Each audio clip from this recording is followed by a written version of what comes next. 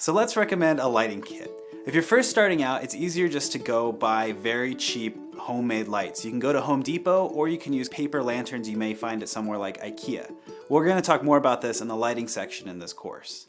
Another great way to use cheap home lighting is just grabbing the lights around your house. You may have some nice lights around your bed, in your living room that you can kind of move up close to you or use their ambient light to light your subjects.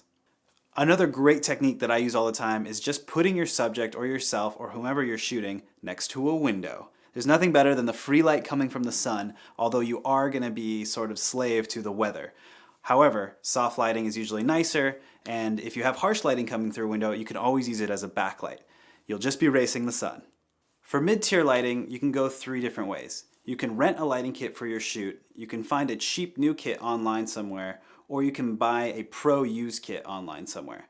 So if you're going more on a pro level, I would suggest going into the LED world. We use lights made by Lightgear and they're LED lights. LED lights are great because they don't put off a lot of heat, they draw very little power, they're dimmable, and you can bicolor them, which means you can have them be tungsten light or you can have them be daylight to match the sun. Lighting really depends on different projects and different locations. You can really figure out what light you need based on the project that you're shooting. So it's kind of hard to really invest in one light that will encompass your entire project unless you're doing something specific all the time.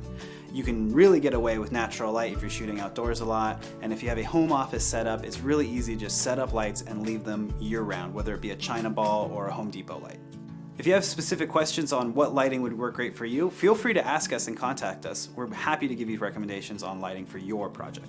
We'll list out some of our recommendations in the attached PDF.